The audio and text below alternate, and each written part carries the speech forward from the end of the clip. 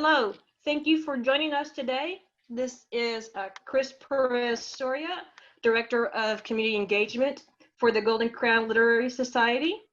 I want to welcome you to the 2020 GCLS Virtual Con and the Laughing Our Way Through It panel. For those of you new to the Golden Crown Literary Society, GCLS recognizes, supports, and rewards quality literature works about women who love women. We have a highly respected writing academy, an annual gathering of hundreds of readers, writers, publishers, and editors, and a monthly GCLS members only online book club. We invite you to learn more about the GCLS and perhaps become a member by visiting our website, goldencrown.org. The GCLS would like to thank everyone who continues to support us through donations. If you'd like to make a donation, please visit the website and click on donate. Here are a couple of housekeeping items before we get started. We'll have about 5 to 10 minutes at the end of the session for Q&A. We'll try to get to as many questions as we can. Feel free to use the Zoom Q&A box to submit a question. And if you run into technical issues, please log off and log back in. This usually resolves most issues. Okay. That does it for announcements. We hope that you enjoy the presentation. I'd like to turn over the session to your moderator, Melissa Braden. Thank you so much, Chris. I want to welcome everybody. I'm seeing on the chat bar that you might not be able to see us or we can see each other, but I'm gathering that maybe our attendees can't see it. You can see us now. Hello, welcome everybody. I see that. I'm so happy to see you all. I was listening to the GCLS and learning all about it at the same time, trying not to crack up at L. Spencer down there. I was doing the same thing.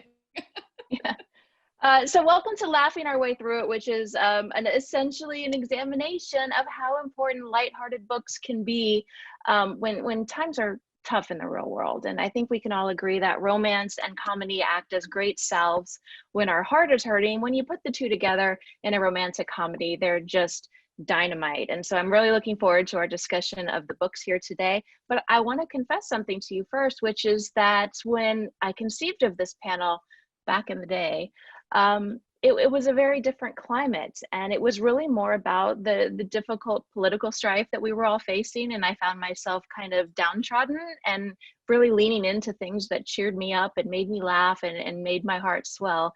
But we had not yet faced, a global pandemic and recent incidents of police brutality and racism and unemployment skyrocketing and murder hornets attacking. And so I think now more than ever, this conversation is apt, and it's nice to elevate the fun books for at least 60 minutes today, which is why we're all here. So I think it worked out really well in the end that we're all gathering here today. I would love for our session to be as interactive as possible. I'm a really nosy person, and so I have lots of questions I have for these 5 panelists, but I would love to hear from you as well. And so I believe down at the bottom of your screen, you should see a Q&A box, which is great for you to just type up a quick question that you might have for our panelists. And as we navigate our conversation today, I'll try and glance in, and maybe we'll be able to grab 1 or 2, and then maybe even some more at the end of our discussion. So feel free to ask away in that particular box. You'll also see, it looks like you guys have already discovered it, the fantastic chat window over there, which if you're watching live, you will see. And feel free to talk with each other. And at the bottom, it tells you who you're sending your message to, whether it's panelists only or to everybody. Now, we should start with a joke. I don't know how you guys feel about that, but I came with stuff now. No, that will stay on. No, I'm kidding. I'm kidding. You can take it off. Anna Gramlich just said I can't get it COVID virtually, so I'm good. You're safe. Are you ready? Here's my joke, panelists. What do you call a row of rabbits walking backward? Receding hairline. Yes. Okay, that sounds pre-planned right there. That was just too perfect. No. You know what? Here's the thing, Virginia. If she was going to inform anybody of the answer, she would tell everybody but me. Oh, but Do I another one. Do digress. another one. I digress. I wanted to slip that in there, but I'd like to move on to our panelists now because you guys are the reasons that we're here, and I have 5 fantastic authors who actually are very funny people. And so rather than reading their bios, I would love it if they would just tell us who they are and what they write. So I'm going to toss it to my friend to the slight north, Carson Tate, first, and she will tell us who she is. Well, I am Carson Tate, has been previously established. I write for Bold Strokes Books, and I write contemporary romance, but primarily I write romantic intrigue, which involves crime and murder and lawsuits and, you know, very happy, funny things. That we need a little laugh from. So you're actually known to drop in some really great one-liners into those intrigue books as well. So we're happy that you are here. Karen Colemaker is next. Well, I'm Karen Colemaker. And I've been writing women adoring other women, happy endings since 1989. And I'm still doing it and still loving it. Occasionally I foray into erotica and fantasy. Awesome. Quite a variety there. Virginia Black. I've been writing for decades. I recently rededicated myself over the last 4 or 5 years to lesbian fiction exclusively. Sci-fi, speculative fic, also some contemporary romance, mostly angst-ridden, but angst-ridden doesn't land if you don't crack a joke every once in a while. Yeah, you need the balance. So I I feel am the need thrilled to be here with all of you. Awesome. Georgia Beers. I'm Georgia Beers. I have been writing romance not quite as long as Karen Carpenter. Karen Carpenter. I'm dating myself already. Karen Colemaker, who is one of my idols and has been for a long time. But I've been writing for a little over 20 years now, which is painful to say. But I write traditional contemporary romance. I love to write it. I love the journey. And I'm really excited to be here with you guys because I think that humor in romance is something that is not overlooked, but we don't really talk about it that often. And I think this is going to be a fun panel to talk about how we put that in there and why and what it does for the readership. So I'm excited. And now we're all singing Close to You, and we'll There you break out go. You're welcome. our Carpenter's vinyl out a little later. I think Elle will take that initiative for us, which brings us to our final panelist, Elle Spencer of the Side Ponytail. Rock the pony. Tell us who you are and what you write. Okay, I'm Elle Spencer, and I'm addicted to pimple popping videos. Oh no! Wait, my wife is telling me that's a different panel. Okay, so I'm Elle Spencer, award-winning author, award-winning. I got this little number back when my hips didn't hurt. So I'm just gonna see. Is that for skiing or doing the twist? Skiing. Oh, okay. So that way, and also, you know, I just hung it there for fun. Don't, you know. Yeah, so that's me, and you don't really need to know anything else because I'm huge in Canada. I'm huge in Nebraska. People know who I am, so. Are you the David Hasselhoff of lesbian fiction? I like that, Georgia. I like that. That's awesome. And from now on, I'm saying I'm big in Japan. Let's go. I'm huge in Germany. All right. Pick a country before they're all taken. All right, you lot. All right, moving on to our topic. First of all, it's wonderful to have you all. We're off to a roaring start already. First Canada and a Carpenter shout out and a joke about rabbits. We can't beat this. So first of all, I find you all very funny in real life. It's one of the reasons that I kind of thought of you as a collective group when putting it together. But for anybody who doesn't know you, and maybe they've read your books, but you know, just a glimpse into who you are, if we were to ask your friends, if we were to ask your family to describe your sense of humor, what would they say? And I'm going to toss this one to Karen first. What would they say? Yeah, wildly inappropriate at times. No, my wife thinks it's that I'm quirky and snarky. I think she'd say, which is very true, and she approves of it, which is really helpful. Especially when we're watching TV. I tend to riff on things and I have a lot of snark, but I have learned to use my inside voice. It serves me well all the time. Nicely done. Nicely done. Virginia, what would they say about you? What's your sense of humor like? Well, I don't know what they would say about me. I'm going to go with self-description, mostly because I don't think I want to know what other people think about my sense of humor. I like to think that I am dry and sardonic and very witty. My friends would probably describe me as grandstanding, so it's best that I stop here, I guess. Yeah, why listen to them? Elle, what about you? My sisters tell me I'm not funny at all. I mean, they say, I write funny, but I'm not actually funny, which, I hate them. Don't listen to them. No, I would say quirky, I guess. I'm one of those people where I think of the great quippy comeback like 20 minutes later, and then I come back. Writers and not. Henry VIII, you look like Henry VIII's wife. Ho, ho, ho, ho. And everybody's like, does she need help? Because, that was 20 years ago. And yeah.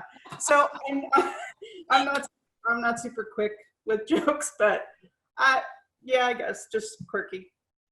Well, I will say about you, you're unsuspecting because Elle comes off as very sincere and kind, and she is, but she's also, her humor will come out of left field, and that just cracks you up even more.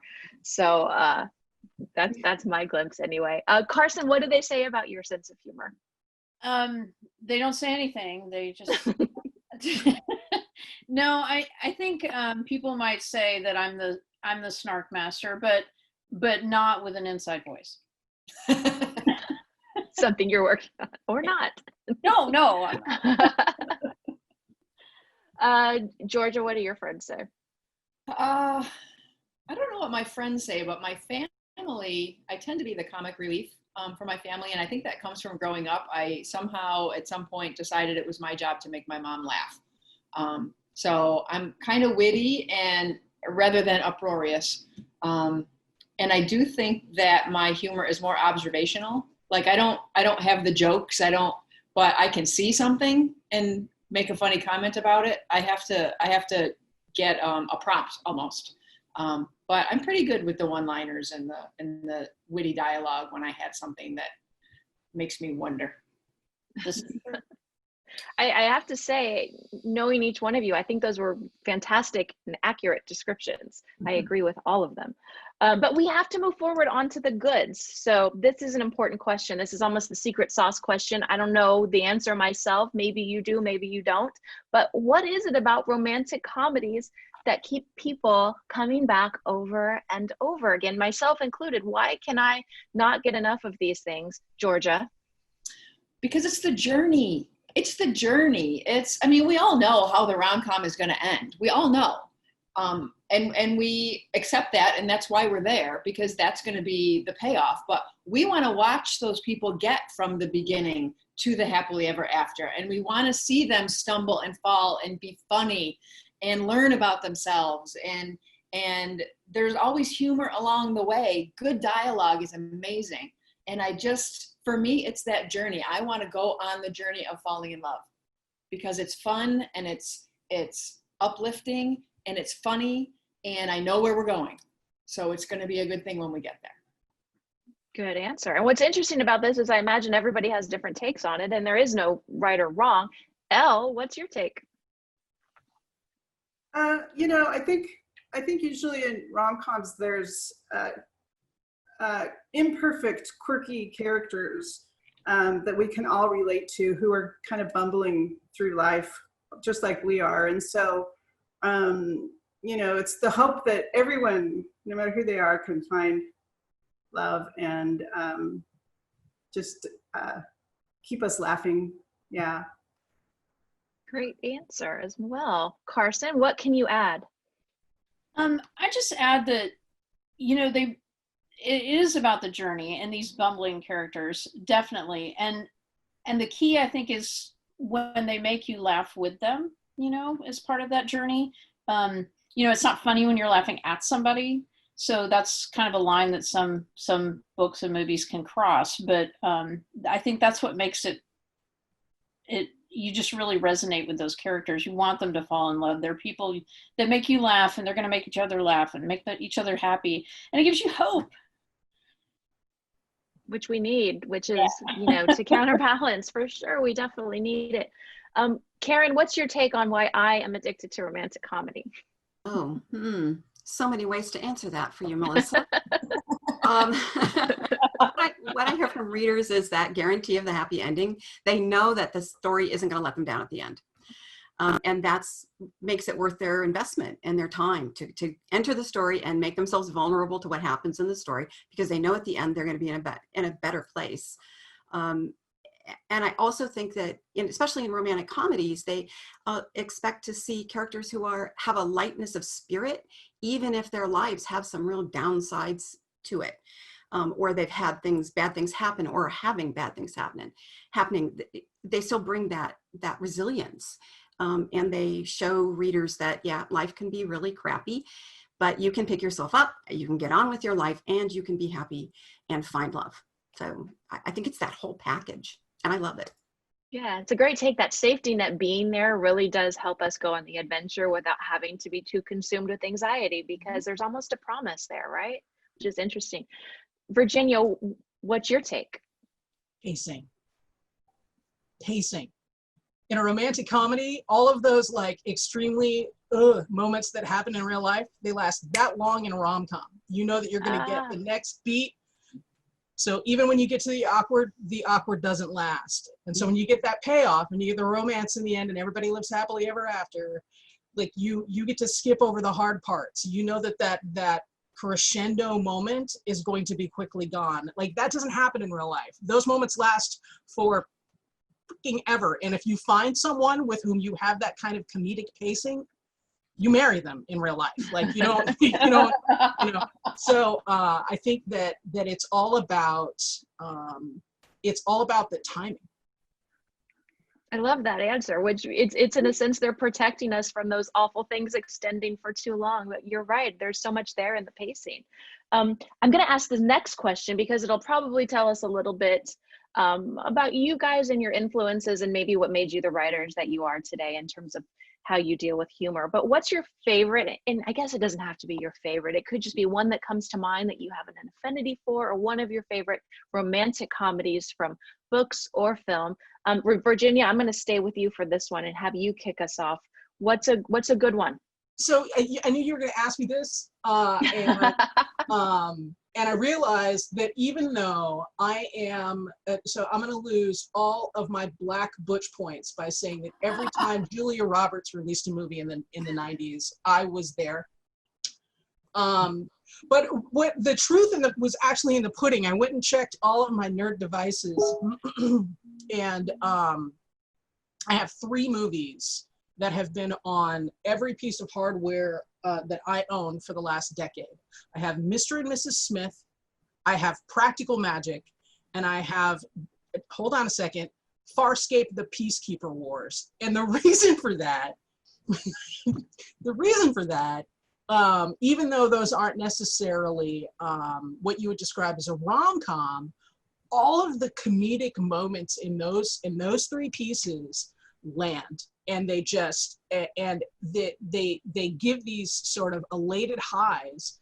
So, and I know I keep talking about this, it's sort of the other side of it, so that when you get to the angst, you actually feel it because you have felt the joy. And there are 2 ways to feel joy in this. You either have the joy when people hook up, or you have the joy of laughter. Those are like the only ways that you can really get people to feel those highs, right? And so those 3 pieces of art are with me everywhere I go. Oh, I love that answer. That's fantastic. Someone abducted Carson Tate. I don't know if you saw, but she just disappeared magically from our screen. I'm going to imagine maybe it was a technical difficulty and we'll give her a minute to help. Yeah, she got bored. She's like, Oh, wait, Jesus. back. She went and got a cocktail. The whole time. I was crying. It was awful. I'm very worried. It was scary, but we're happy that you're safe and you're back. I'm gonna go to Georgia next. And Georgia, what's your favorite or one of your favorites? Oh, I have so many. There's so many that I love. But I'm gonna come back to this one because I always do, and it's actually been on. Hey, I don't know if it's on Showtime or HBO or something, but I've watched parts of it like almost every day for the last week because I keep finding it when I'm channel surfing. It's While You Were Sleeping. With Sandra Bullock and Bill Pullman. And it's just, I love everything about it. It's funny, it's heartbreaking, it's touching. The secondary characters are amazing. They're also fleshed out. Ever since I've seen it, and it's not new, it's from the early 90s. So it's an older one, but Joe Jr., I just love Joe. And everything about that movie, I cite it on the couch all by myself. I say the lines and it's just, it makes me so happy. I think you just need to talk in that accent all the time. That would be awesome. At least for the rest of the panel. No, I'll let you off that. The writing is brilliant. There's parts in it that just make me go, oh, I wish I thought of that. Yeah. Oh, enjoyable. Back on track. Carson, favorite? I'm just gonna pick a recent because it's totally so many. So Always Be My Maybe with Ali Wong. That's so good. That is so Oh my good. gosh. That was a good one. Talk about quirky characters. It's just so freaking funny, and it's so not perfect, you know. I haven't seen that one. I have to. Oh, It's you have to. really good. I recommend it. It's Yeah. very good. Flawed and funny, and very good. And there's lots of food. There's a chef. So. Oh, perfect. Like I gotta write that. I'll be writing that one down. Yeah, I didn't know about that. Karen. Well, Carson took Always Be My Maybe, which, I've watched many times now, and I've made other people watch it. It's so good. But probably as a formative and an influential is the screwball comedies of the 30s and 40s when, dialogue and quirky comebacks and outlandish sets and improbable premises were just they ruled. And so something like The Gay Divorcee, which is filmed in the middle of the Great Depression, and they're still dancing in a hotel that's got indoor canals. I love it. I mean, what's not to like? And the heroines were plucky, which I remember. And Christmas in Connecticut is another. But some guy's in it, but it's Barbara Stanwyck. So. Oh, Barbara Stanwyck. Yeah. Everybody reacts. And lastly, Elle, what's a favorite of yours? So I recently saw one on Netflix called The Half of It. That was Nice. Kind of a play on the Cyrano de Bergerac thing. And so that reminded me of one of my favorites in the 80s, which was Roxanne with Steve Martin and Daryl Hannah. And I remember absolutely loving that movie and loving the whole concept and all the dialogue. And the fact that the guy with the ridiculously long nose gets the beautiful girl in the end, you gotta love that. It gets you right here, right? All right, guys, those are fantastic. I have a couple new ones to check out, and perhaps our viewers will as well, which is awesome, and the goal there. We have some fun questions here. Usually I'm like looking for where's the professional questions, but we have a lighthearted panel, so I don't mind the lighthearted questions as well. Elle, Spencer, how do you know if something is honestly funny? That's the Q&A box. So you mean in my own writing? It just says, how do you know if something is funny? So I guess you can interpret that. Okay, well, when it comes to my own writing, if it makes me laugh out loud, often if I write a scene and I'm wondering if it's funny, if I read it out loud, I read it again, and then also I told you I was big in Nebraska. Is that what I said? Anyway, Yeah, so yeah. I have a team because of that. So my team, which is actually my wife and my best friend, both read my stuff, and if they don't laugh at it, if they don't think it's funny, then it gets cut, because it's only me who thinks it funny, and in my head I'm laughing hysterically. But if they don't, then it gets cut, because obviously it's just my weird sense of humor.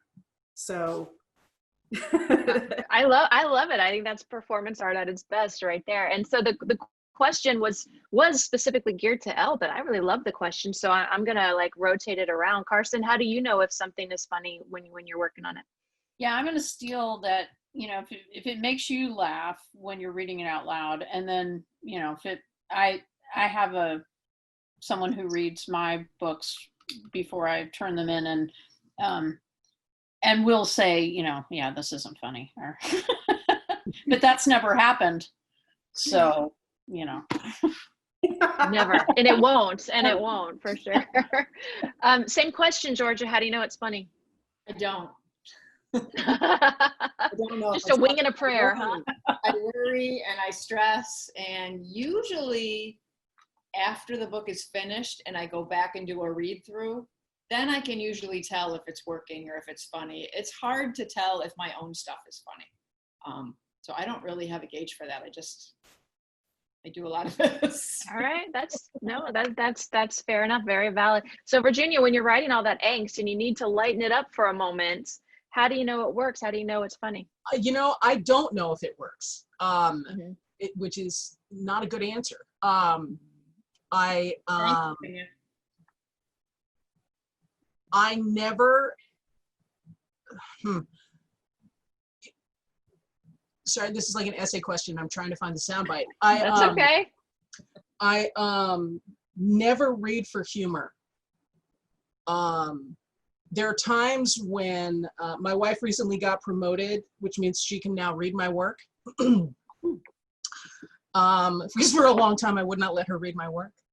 And every once in a while I do that thing where I watch her read, even though I'm not supposed to watch her read. Yeah. And I wait to see if the beats land the way I want. And that's about the only indication I get about whether or not the comedy works. But other than that, I'm not going for it. Well, that's a good test right there. The live audience in person. But yeah, you have to do what's organic to you, right? So that makes total sense. Karen, what about you? How do you know? As if others have said, I don't know. And I don't actually look to write things that are funny. They grow out of the characters. So I think it was Georgia who said that at that stage where you're at the end and everything is kind of polished and nice and the characters are doing what they're supposed to do and your motifs are all set, then I'm reading it in that final read through, I'm reading it aloud, and I hear the missing joke or the missing nuance that would make that so much funnier. And so I'll edit them in, and a lot of the humor comes at the end. And then if I still think it's funny after I've had to read it 17 more times before it actually goes into production, then I'm kind of sure it'll be okay for some people. I have a feeling it's more than just some people, but we will take that very humble answer. But actually, Karen, you segued nicely and answered my next question for me already, which was, are you keeping an eye out for the comedy, or does it happen more organically? But Elle, what about you? Are you writing saying, hey, I need some humor in here, or are you just following the path where it goes? Yeah, for me, it's totally organic. I just write, and yeah, I'm not necessarily looking for the funny either. It just the characters bring it out in their own way, and it doesn't always work. Sometimes I have to go back and change it, or it might be the wrong moment for humor, and I save it for later, or for a different scene. But yeah, it's never something that I think, okay, I've got to make them laugh right here. Gotcha. Although laughter, there is a lot of angst in my books, and laughter it's always good for that to follow tears. So if there's angstiness, then yeah, I'll look to lighten the moment up. Because we need it. Our hearts are hurting. Yes, our hearts are hurting. It'll lighten it up for us. Exactly. Carson, what's your situation? Are you writing saying, I've been so serious in this trial is taking a turn and I gotta fix it. We must all leave and go to a comedy bar. Yeah, no. So I'm kind of the same as Karen and Elle. It has to happen organically. I mean, I kind of think of humor is like a sex scene. It can't be gratuitous. It can't feel like it's forced. It has to just grow out of the moment.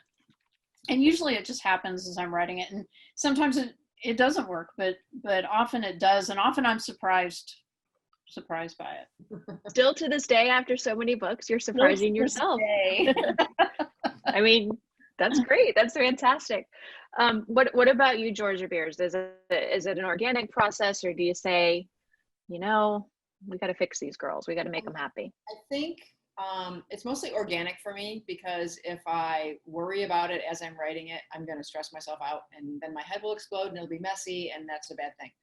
But like Karen, I think when I go back through is when I see if there needs to be a little more, or sometimes a little less. Sometimes, this is too over the top. There's too much here. I got to cut this back a little bit.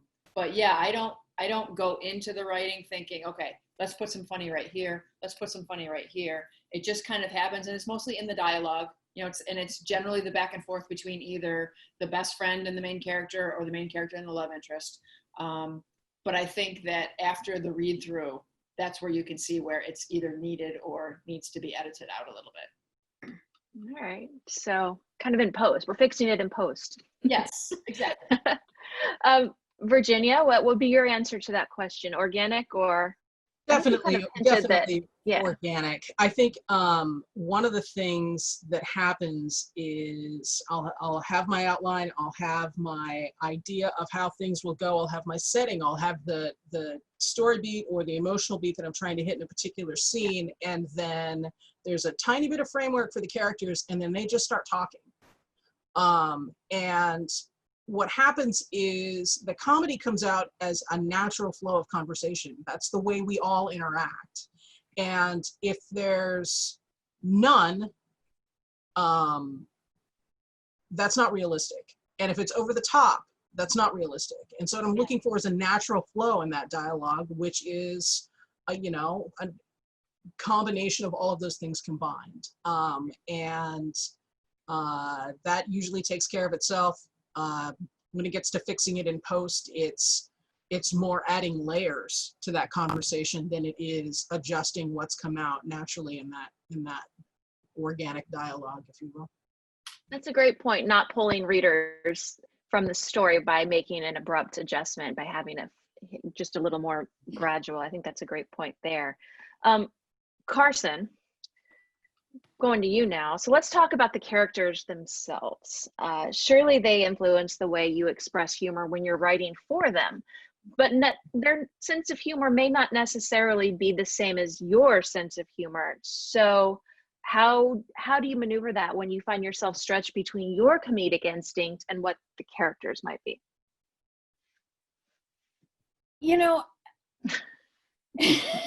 I have no idea. No, I mean, I guess it's like it's kind of like anything else when you're writing. We are not these people, but a part of us is probably always going to shine through in the characters we write. Some aspect of something, either that's us or something we've observed. And maybe I'm just writing about people like you and Georgia and Karen when I'm writing. We like to think so, always. Yeah.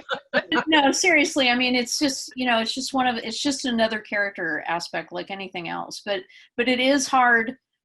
It is a challenge, I think, to try and write characters whose sense of humor is differentiated from book to book and from character to character, because at some point you want to have an author voice. You want people to pick up your book and know that that's you writing, but you don't want them all to sound the same. And so, you know, sometimes there's just subtle shading that happens in the editing process that makes those differences. Makes sense. Elle, what about you when your sense of humor differs from your character? Well, you know, I agree with Carson totally. And their humor, the two characters, it kind of has to jive. You know, it's something that if we're gonna watch them fall in love, obviously their humor is going to be something that helps them do that. You know, they're gonna play off each other, and so their humor should mesh well.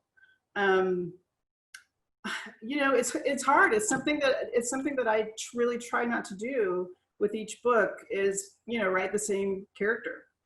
And so, you know, I have to be careful with their humor to make sure it's not the same every time. Because it's all coming from me. So, you know, try to have to make them unique.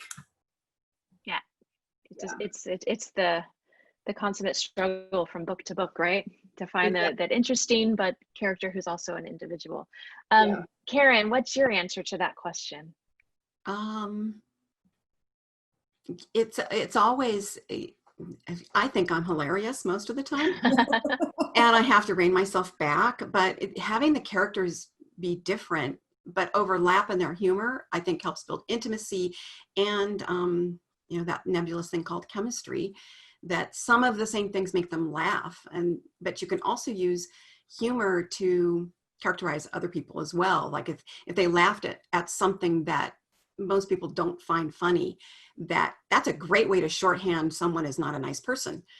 So how humor affects different people differently is just something really fun to play with to bring out characterization.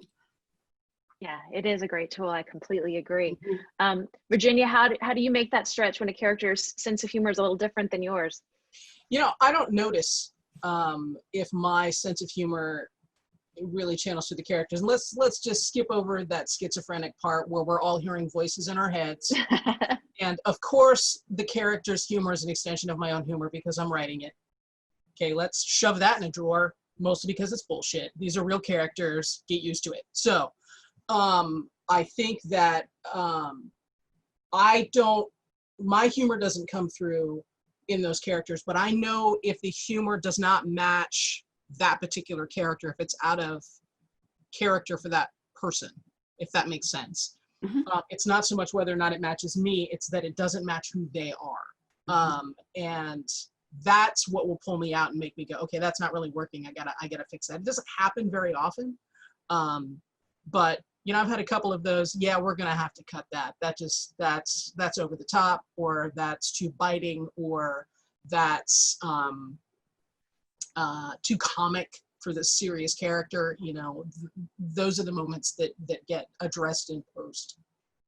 All right, Georgia, you're last to answer our question. What can you add? First of all, I've decided that I'm going to answer it like Virginia, so I'm going to do this. I'm going to be down here in the corner. Looking all pensive and intelligent. I think my biggest thing now, and I think all of you have touched on this, is not making all of my characters sound the same. And I think when you write one genre and you've written more than 15 books, that starts to become a hard thing. I also don't want them to sound like me. And one of the things that I'm starting to learn to be aware of is the age difference between me and characters. Karen's laughing, she gets this. Totally. I have to send texts to my nieces and my much younger friends and say, if you were going to say this, how would you say it? Would you say it this way? And my niece always goes, no. I know that I'm wrong and I need to, that's a new thing for me that I've had to start to pay attention to. So I'm sorry, that's like a sensitivity reader for youth. That's exactly what it is. Exactly what it is. And that's part of having my characters sound too much like me. You know, if I'm writing a 30-year-old, I'm not 30, but I know some 30-year-olds. So the vernacular is different. It is. And the last thing I want to do is put a book out there and have readers go, how old is this character again? You know who Karen Carpenter is? So, just quoted from Designing Women. I don't get this, you know. It's really- Exactly. So I think that that's something I've had to learn to be aware of, is making them sound too much like me. Interesting point there. Okay. Well, I'm going to grab a question from our Q&A box, and we have Elizabeth has asked, what do your editors think of your humor or lack thereof? How do they deal with the lightheartedness that you instituted? Do they ask you to rein it in? Have you had instances of not enough? Georgia, I'll go to you first. You have like a million books to choose from. Well, I've had a couple of different editors in my writing career, and I don't know. I don't know what my editors think. They don't tell you. I mean, I think that they would tell me if something was not funny. Mm-hmm. And I have had scenes where I've written and my editors put an LOL in the margin to let me know that that was funny. But I don't have a good answer to that. I don't know if she's watching now, but she's probably like. I think that even the LOL, that's a bit of a cheerleader move right there that lets you know you're headed in the right direction. It's a sign. So I think that an editor, when they sit down to write, their job is to figure out what's wrong and what needs to be fixed. So it's not necessarily her job to go, hey, this scene is awesome, or haha, I laughed here, you know. So when she does, it's like extra bonus points. Right, we'll take it. Carson, what about your editing experiences as they relate to humor? Well, my editor is funny. Once she wrote in the margin, if I had a quarter for every time you said this word, I could buy something better than an 8-track for my car. That was my twist on an old person joke. Ending up later to find out what an 8-track is. But yeah, I mean, occasionally she's not overly, you know, like if I get an LOL, I know it's really funny, and I've gotten those, so that's been nice. Helpful along the way. Elle, what about you in terms of editing? My editor is awesome. I have Barbara Ann Wright, and she is who's hysterical. Yes, a hilarious person. Yeah, and so I feel like if I could make Barbara laugh, then you know maybe I'm going somewhere with this. I'm gonna be big. and she lets me know if she is enjoying the humor, so that's good. That's always a plus. Yes, and luckily she gets my humor, so again, a big plus. It's nice when they get you, right? Yeah. What about you, Karen? What everyone has said, and I deeply appreciate when editors will mark something and say, you know, rethink this because this isn't going to be funny to some people. Right. And then I go, oh, and you know. Yeah. Another helpful way to signpost for us along the way. Yeah. And lastly, I'm coming to you, Virginia. Anything to add to that from your experience? Not really. Covered it? Yeah, pretty much covers it. All right, we'll take it. Let's move on to a new question. You know, this is a bit of a segue, but when the world is hard to live in, kind of like what we talked about earlier, you have the global pandemic and murder hornets and whatnot. Georgia, I'll go to you. Is it our responsibility as writers to be a little extra cheerful, a little more funny, a little more optimistic? Do you feel any sort of calling or pressure to deliver a bigger escape?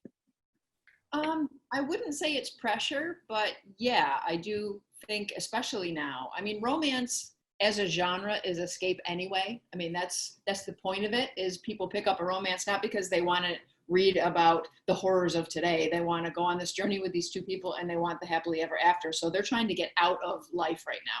Let me follow these people. So I feel like even in the best of times, it's an escape. So right now, in the like far, far, far from the best of times, yes, we absolutely need this to be an escape. So I feel like the humor, they need this. I feel like my readers need this now. We all do. I want this. I want to be able to pick up something that gets me out of what we're going through right now, even if it's just for 10 minutes that I have for reading today. So yeah, definitely. And I imagine we're all different, and so you all might have very, wildly different answers, just because we all experience things in different ways. But Virginia, what about you? Or do you agree, or do you feel a sense of kind of like stay on the path you were on? So here's the challenge. So I'm not age-wise, but experience-wise. I am probably the youngest person on the panel in that I do not have a shelf of my books behind me. So I am working on 2 novels for submission for publication right now. I have a published novella, a wide variety of fan fiction, and a handful of shorts. So a younger professional career.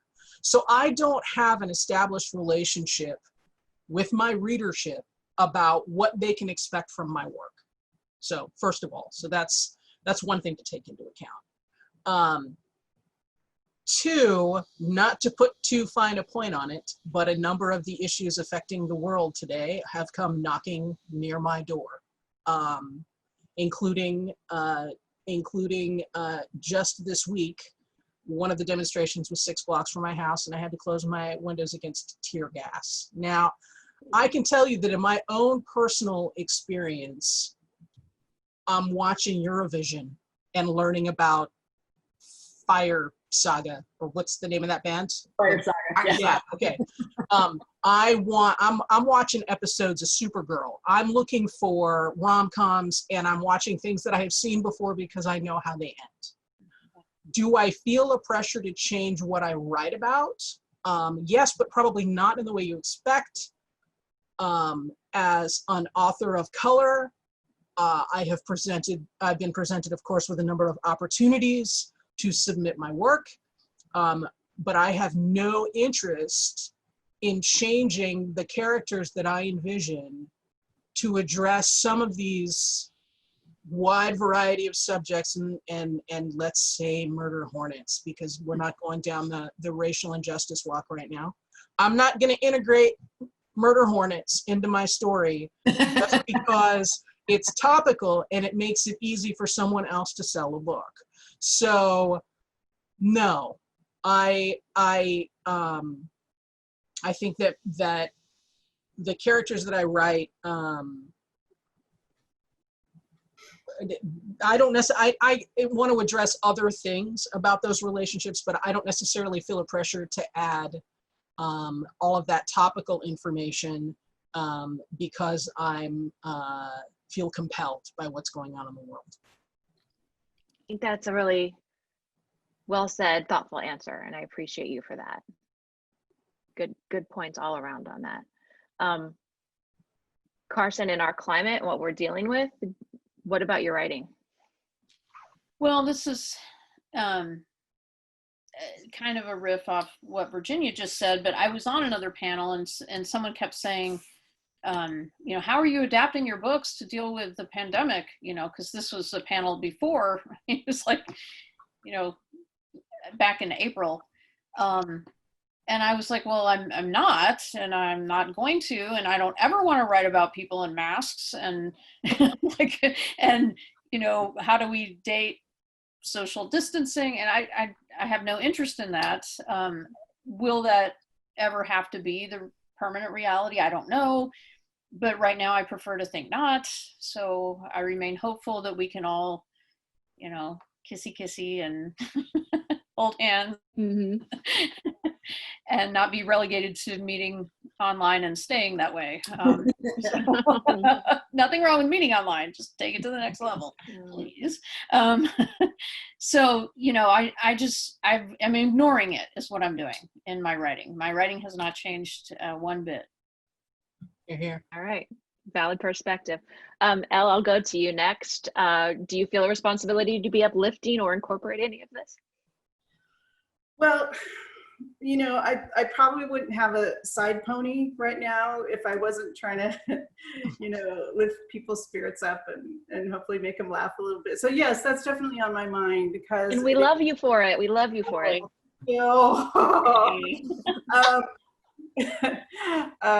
Yeah, so it is such a difficult time right now, and what I will say is I haven't been rewriting, but I'm really grateful that my next book that's coming out in November is a rom-com. I'd hate to think that I was, releasing like The Road to Madison, which is a pretty heavy book about lost love and homophobia and that kind of thing. And so I'm glad that that's not my next book out, that it's already out, and that my next one, The Holiday Treatment, is definite rom-com. So that I'm really grateful for, because I do want people to have something to smile about right now when it's so tough. Mm-hmm. No, I love the different perspectives. Karen, what's yours? Well, I think I might be rowing in a slightly different direction. Totally okay. Because I want to give readers escape, and I want to escape with them. And I know that when I'm writing and I escape into what I'm writing, I know the reader probably will too. And so I really want that. But I look at the issue of responsibility. And it's right now the world is so crappy that the contrast between escape and the real world is really big. And so I've been thinking about, like, remember when it was only 8 months ago when Hallmark viewers just lost their minds because lesbians kissed in an ad. And those people who are complaining kept saying, I want to escape. I watch Hallmark to escape. Well, their version of escape didn't include us. And so I bring myself back to, I want to create escape, but what am I giving readers to escape to that looks like the world we actually deal with? Because it's not fun to not ever see yourself in stories getting the happy, gooey, lovey-dovey stuff. I go round and around. I want to enable escape, but I don't want to enable erasure, and I don't want to enable, what ends up being a very, or can be very cisgender, white, rich, lesbian utopias.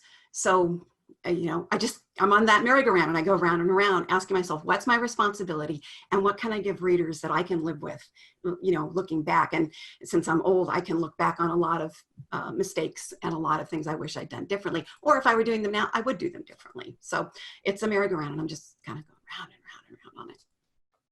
Yeah. I think we can all identify it. Such a balance of the two, for sure. We are winding down a little bit. I want to jet to this next question if we could, because it does involve the technical side of writing, which is a big part of it too. And it has to do a little bit more with rhythm and pacing. Virginia, I'll toss this question to you. When you hand over a book to a reader, whoever it is, whether it's a beta reader or somebody at home, how a line is delivered by a certain character is something that you never have control over, of how they hear it in your head. So what can we do about that? Or what do you do about it? How do you nudge the timing of some of that comedy? I don't think, what I try to do, I think, is control what craft goes into my head. And it just so happens that craft means watching a lot of damn rom-coms. So if I want to control what kind of dialogue is coming out, because that's where the heart of a lot of that comedic energy is coming from, and I'm studying that kind of dialogue. And particularly for the kind of work that I like to write, I'm studying the comic lines that show up where you don't expect them, which is not necessarily in rom-coms, but quick example, Pitch Black, Vin Diesel, hundreds of beasties coming to kill everyone. He looks up, he says, looks clear, and somebody goes and tries to make a run for it. They get killed. Someone says, I thought you said it was clear. He said, no, I said it looks clear. And they say, how's it look now? And he says, looks clear. Those are the kinds of things that I want. I want to take those kinds of moments and build them into my writing. So it's not necessarily the feedback that I get from the editor or the beta reader that I'm studying, making that more organic moving forward. Yeah, a little bit more foolproof, if you see it out there and you can validate that it's working. Karen, when you hand over a piece of work and it's got some great timing in there, how do you make sure it stays in the reader's head, or can you? Oh, it's so hard because anybody who's had a narrator read their book, you know that they'll read a line completely wrong, because in your head is right. And you can't get what's right in your head onto the page in a way that everyone will hear. The fact that you're actually riffing on Sigourney Weaver and Galaxy Quest, I hear it, but it's going to be lost on everybody. So I try to, I look at the structure of the sentences, I read it aloud for myself, and I ask myself, what did I just do with my hands?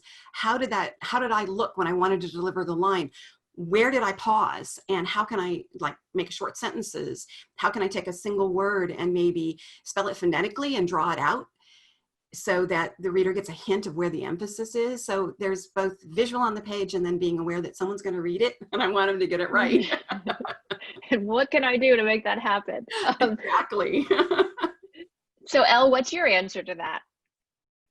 My books are pretty dialogue heavy. And so the dialogue has to flow because people are, you don't want people to stumble over dialogue and think, oh, no one would talk like that, or no one would talk for that long, that kind of thing, without a response.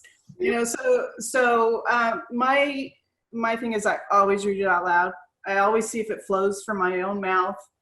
If it doesn't, then I try to make it more human. And that seems to work for me. So far, it's worked pretty good.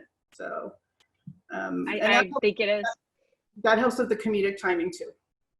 Yeah, keep doing what you're doing. It's definitely working. Georgia, what about you in terms of how do you control what they hear? Well, it's interesting because when I read this question, my first thought was audiobooks. And then Karen said something about people reading your work differently than you meant it to sound when you wrote it. And I think, as most of you have said, reading your dialogue out loud is a huge help. Mm-hmm. And I've one of my biggest pet peeves when I read a book, as Elle just said, is I'm reading the dialogue and I think to myself, who talks like that? Who says that? Nobody says that.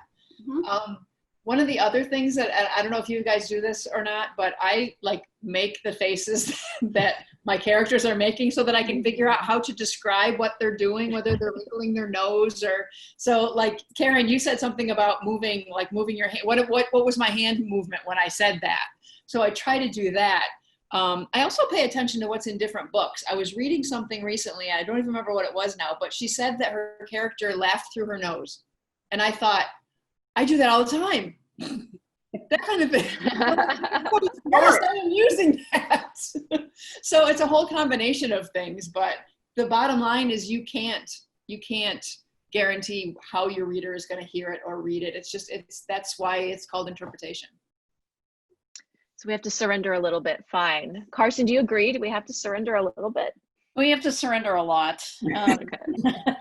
Because, I agree with everything everybody said. I don't really have anything to add, but I do think that once you hand that book off into the world, it's just not yours anymore. And it's great when people resonate with what you intended to put out there. That's like the bonus. But you don't have any control of that. And if that bothers you, then you might not want to do this for a living. But you have to be able to laugh about that, I think that's a very valid point. Right before we go, we have maybe 90 seconds or so left. I want to do a quick round of what do you have? What's next for you, Georgia? I have a book called Hopeless Romantic that is coming out in August, so just a few more weeks. Oh, I'm sorry. I'm looking behind you, Melissa. No worries at all. That's awesome. Somebody's coming to visit. So sorry. Yeah, no worries at all. That's awesome. The world. Hi. All right, Carson, what do you have next? So this is coming out. It's out on Bold Strokes right now. It's Still Not Over You. It's a 3-novella collection with Allie Valley and Jenny Frame. It's Second Chance Romances. Awesome. I look forward to that. Elle. I love Second Chance Romance. Okay, so I have, in November, I have a book coming out that's called The Holiday Treatment, rom-com. And then I'm currently working on something the spring release that's called Given to Me, and it's a very loosely based on a fanfic I wrote years ago. Awesome. We will look forward to that. And Virginia. My new short story, Love Undaunted, leads the new Sapphire Books Fandom to Fantasy anthology release, and that comes out in 12 days, so look for it. Awesome. 12 days, everybody. And lastly, Karen, what's next? I'm working on Simply the Best, which is inspired by a fantastic screwball comedy called Born Yesterday. And so I'm kind of full speed ahead on that. Nice. Awesome. That gives us some fantastic things to look forward to. Thank you to all of my panelists. I'm sorry we were crashed at the very end. Just some random person walked in my house. Sorry. It was awful. Horrible. We were crashed. But thank you so much. We needed these laughs, and we'll continue to look for these fun books. And I thank you everybody who tuned in. I'm going to toss it back to the fantastic Chris from GCLS, who should take us out. Thanks, Melissa. You were great. Yeah, thanks a lot, Melissa. Oh, I had fun. Hi, everybody. Again, this is Cheers. Chris Perez-Soria with GCLS. Again, we want to thank all of our panelists today and our moderator, Melissa, Georgia, Karen, Virginia, Carson, and Elle. Great job, ladies. Sure do appreciate it. There will be no panels tomorrow. I know, I'm crying inside too. It's okay. But we will back up on Sunday at 10 Eastern. That is 9 Central, because that's where I'm at. So Central's important. For Chemistry 101. So enjoy your holiday, enjoy your Hamilton, enjoy your white. Have a good night, ladies. Bye, everybody. Cheers, everyone.